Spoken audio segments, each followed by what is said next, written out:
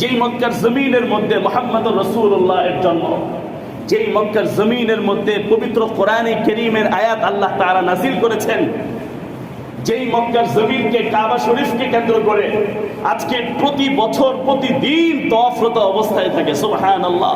প্রতি বছর লাখ লাখ হাজী সাহেবগণ বিভিন্ন কান্ট্রি, বিভিন্ন রাষ্ট্র থেকে তারা সেখানে জমায়েত হয়। সকাল থেকে সন্ধ্যা পর্যন্ত সেখানে তওয়াফ হয়। আল্লাহু আকবার, লাব্বাইক আল্লাহুম্মা লাব্বাইক, লাব্বাইক লা শারীকা লাক লাব্বাইক, ইন্নাল হামদা ওয়ান নি'মাতা লাকা ওয়াল মুলক লা শারীকা লাক।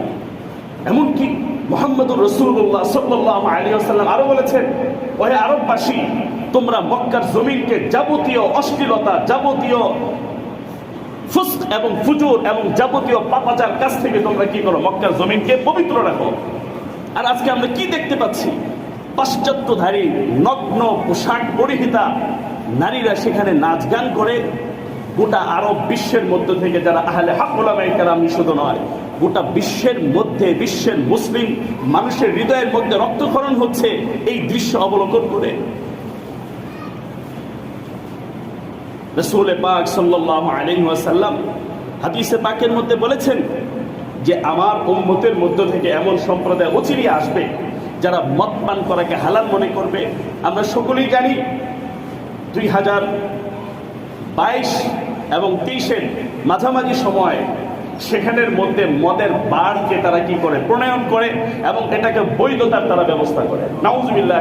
এই প্রিন্স সালমান বৈধতার ব্যবস্থা করে আরব বিশ্বের মধ্যে থেকে যারা আহলে হক উলামায়ে কেরাম এটাকে চূড়ান্তভাবে এটাকে ভেটো প্রদান করে, যার কারণে মুসলিম জাতির জন্য এটাকে তখন হালাল করতে পারে না। একমাত্র তখন হালাল করে কাদের জন্য? যারা ভিন দেশি, যারা বিধর্মী, তারা এখানে কি করবে? মদ পান করা তাদের জন্য বৈধ আছে। কত বড় নাখান্দা, কত বড় সেই গাফেল! যেই মদ এটা মূল সত্তাগতভাবে রাসূল পাক সাল্লাল্লাহু আলাইহি ওয়াসাল্লাম হারাম করেছে, সেটা মক্কার জমিনের মধ্যে কিভাবে সেটাকে বাস্তবায়িত করে? এটা তো সে অধিকার রাখে না, কারণ এটা তার বাপ দাদার সম্পত্তি নয়। আল্লাহ সুবহানাহু ওয়া তাআলার আদেশে আমরা সেখানে যাই।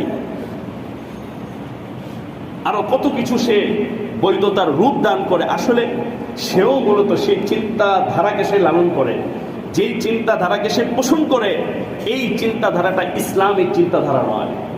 এই চিন্তাধারাটা হচ্ছে পাশ্চাত্য ধ্বজাধারীর চিন্তাধারী।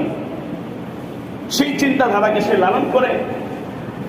রাসূল পাক সাল্লাল্লাহু আলাইহি ওয়াসাল্লামের ভবিষ্যৎবাণী যে মক্কার জমিনের মধ্যে এরকম ভাবে অশ্লীলতা ছড়িয়ে যাবে, মক্কার জমিনের মধ্যে নারীদের নাচ গান ছড়িয়ে যাবে, মক্কার জমিনের মধ্যে ফাহেশা ফুজ্জার চূড়ান্তভাবে ছড়িয়ে যাবে। আর তখনই তোমরা অপেক্ষা করো কিয়ামত হবা, তখনই তোমরা অপেক্ষা করো ভূমিকম্প হবা, তখনই তোমরা অপেক্ষা করো নানান ধরনের ফিতনা ফাসাদ সমাজের মধ্যে ছড়িয়ে যাওয়া। আমাদের অনেকের পরিচিত 2022 এবং 23, বিশেষ করে সেখানের মধ্যে যে সমস্ত হলগুলো খোলা হয়েছে, আপনি আশ্চর্য হয়ে যাবেন। এক একটা টিকিট তারা বিক্রি করেছে 900 মিলিয়ন আপনার রিয়াল, যার বাংলাদেশি টাকা অনুসারে যার মূল্য আসে আপনার 60 লক্ষ কোটি টাকা। নাউজুবিল্লাহ। এখন সৌদি গভর্নমেন্ট যে প্রধান প্রিন্স সালমান, সে আরো অ্যানালাইজ, সে আরো চিন্তা করছে এটার পরিধি কিভাবে বাড়ানো যায়, আরো হল, সিনেমা হলগুলো কিভাবে বাড়ানো যায়, সেই চিন্তায় আস্তে আস্তে করে এটা একটা টিমকে সে গঠন করেছে। নাউজুবিল্লাহ বলবেন না? সে টিম গঠন করছে। যে মক্কা ভূমি অনুসারী, যেখানে রাসূলের বংশধররা শায়িত আছে, যে মদিনার মধ্যে রাসূলের সাহাবায়ে কেরামরা শায়িত আছে, যে মক্কার জমিনের মধ্যে রাসূলের সাহাবায়ে কেরামরা শায়িত আছে, তাদের ভাবতেও তাদের হৃদয় প্রকম্পিত হয় না যেই কাবা ঘর আল্লাহ তাআলা স্বয়ং আপনার পাখির মাধ্যমে, জান্নাতি পাখির মাধ্যমে হস্তি বাহিনীকে পরাভূত করে দিয়েছে। আর সেই কাবা ঘরের পবিত্রতা স্বয়ং কোরআনে কারীমে বর্ণনা করেছেন।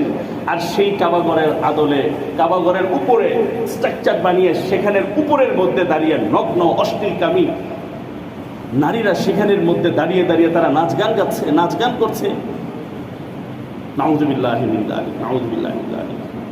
এই জেনিফার লোপেজ এবং সেলিন ডিয়ন, যেই দুইজন গায়িকা এবং যেই দুইজন নিজেদের নগ্ন দেহকে প্রদর্শন করেছে, একটা নিউজ এবং একটা তথ্য মতে জানা গিয়েছে, এই সৌদি যেই মানে মানুষ যখন হজ করতে যায়, মানুষ যখন আপনার কি বলে আপনার উমরা করতে যায়, এখানে অনেক হোটেল আছে।